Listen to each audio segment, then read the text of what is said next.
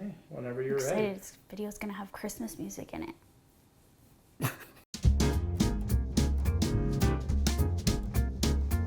What's up, everybody? It's Lauren from Hot for Food, and happy holidays. It's December, which means we're gearing up. We're counting down the days in our advent calendar till December 24th. 25th, whatever. I'm excited, and today I'm taking part in the 3rd annual Community Holiday Cookie Collab. I did this a couple years ago. I'm happy to be doing it again, and each day a different YouTube creator is going to be sharing their favorite recipe for a holiday cookie, and now it's my turn. Make sure you check the link below for the full playlist of all the cookie collab recipes. Today I'm going to be showing you how to make a chocolate candy cane sandwich cookie. This one's on hotforfoodblog.com. You may have seen it or made it, but I've never made a video, so I'm gonna take you through it step by step so you know what you're doing. We're gonna start by whipping some vegan butter, so let's get going. I lied, we have to sift the dry ingredients first. There is an order to the madness of baking. So we're gonna sift flour, cocoa powder, and baking soda together first. So to sift, you can use a sifter if you have one, or just use a sieve, a fine mesh sieve. Put everything in here and it falls in, and then it's all a nice fine texture in the bowl. So you're sifting all-purpose flour, Dutch processed cocoa powder, and baking soda.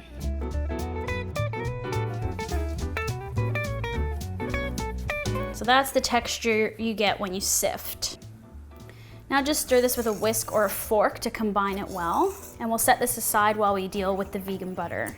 Okay, so you want to take a cup of vegan butter, you want to whip it with a hand mixer, or if you have a stand mixer, do it in there. All right, so this is vegan butter. It comes in stick form, it's solid in the fridge when it's cold, and I had it come to room temperature. It has a little bit of a chill still in it, but when you whip it with the hand mixer or in your stand mixer, it will start to soften and fluff up and whip like this. So if you're gonna use more of a margarine stays spreadable even in the fridge, so it's softer. You're gonna do the same thing with the same measurement, but you're gonna have a different process when it comes to rolling out the dough and cutting out the cookies. I'll get into that in a little bit when we get to that next step, but in the blog post with the full recipe, I'll also explain just the process and how it's different. So to this, we're gonna add granulated sugar and vanilla and continue whipping it until it's nice and fluffy.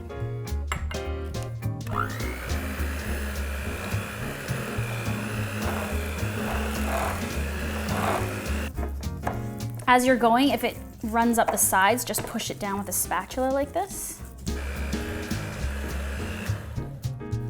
And now add some non-dairy milk and continue whipping until it's well combined. You don't need to whip the liquid in too much, just until it's mixed in. All right, so if you're using a stand mixer, just add the dry ingredients into the bowl while you're beating, but because I'm doing this by hand, we're just gonna add the butter mixture into the flour mixture and then stir to combine.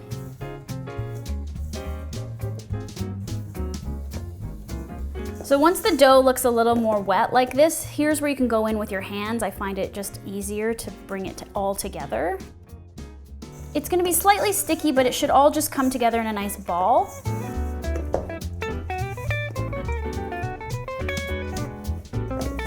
So as soon as it forms a smooth ball like this, you're good. All right, so here's the difference. With the vegan butter, the more solid butter substance, we're gonna form these logs with the dough, and we're gonna wrap them in plastic, and we're gonna refrigerate them for 1 to 2 hours until they're very firm. I know this looks disgusting, but just stop laughing. Whereas if you use the margarine version, the dough is softer like this. You'll still refrigerate it, but what you'll do is let this get a little bit softer. You'll roll it out flat to about 1/4 inch thick and then cut out cookies with a cookie cutter. Whereas with the logs, we're just gonna slice our cookies off the log like this. So form these logs with only half the dough. Just break off half like this.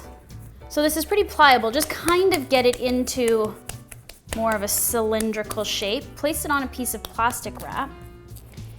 And then to get this more even, just wrap it in the plastic and start kind of rolling it out like this.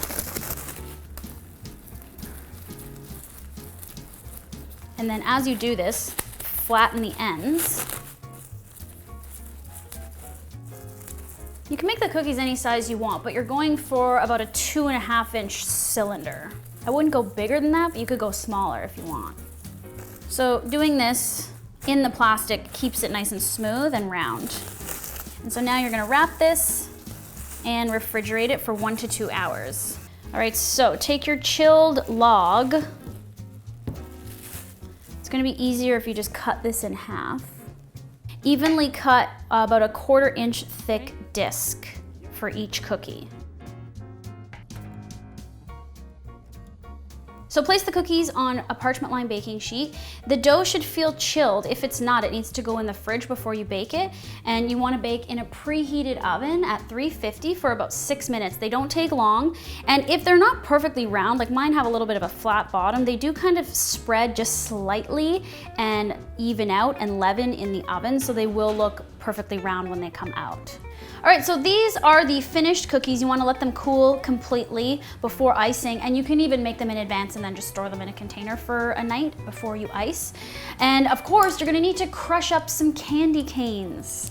Whee! Now you can do this by hand, mortar and pestle, in a thick plastic bag, smash it with a rolling pin, but I like to use a coffee grinder that I've cleaned out very nicely so there's no coffee remnants in there.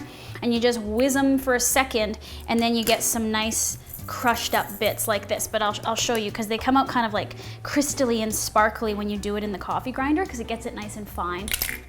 So just break this up in there.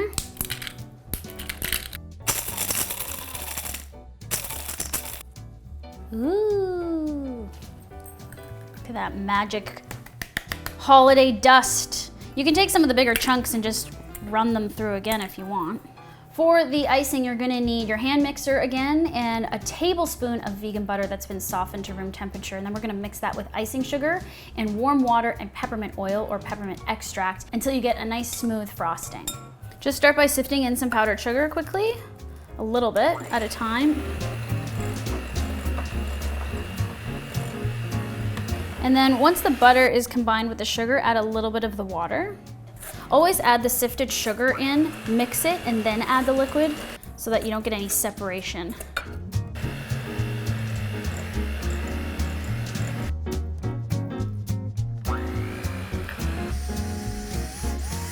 So it's smooth, you can spread it, but it still has a stiffness to it like this.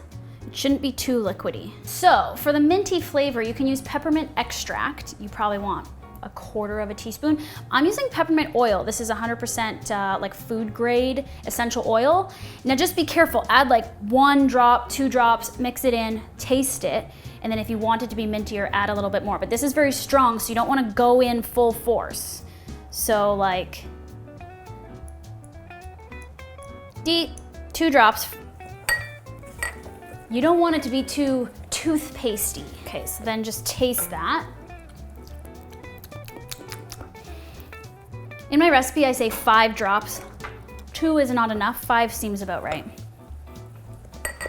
Just, you never know, each oil's different, so. All right, so get everything ready. You got your frosting, your cooled off cookies, and your candy cane. Find a little matching duo, and then take your icing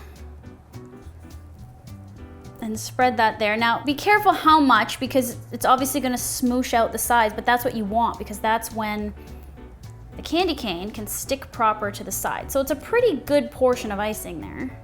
And then gently press so that it sandwiches out. And then take your candy cane and sprinkle it on there.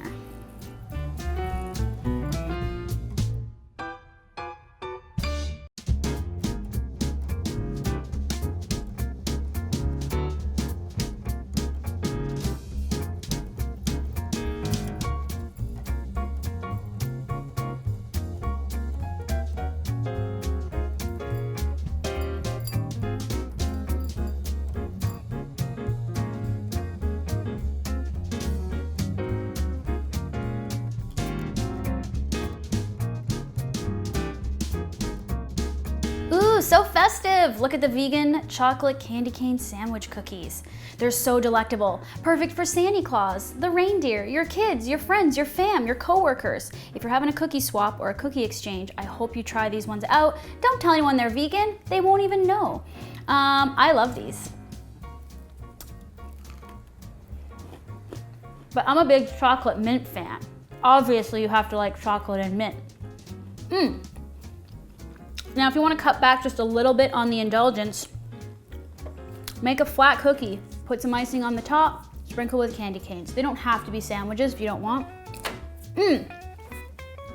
You could also cut out shapes, snowmen, candy canes. Actually, why not make a candy cane shaped one and then put candy canes on it? Duh!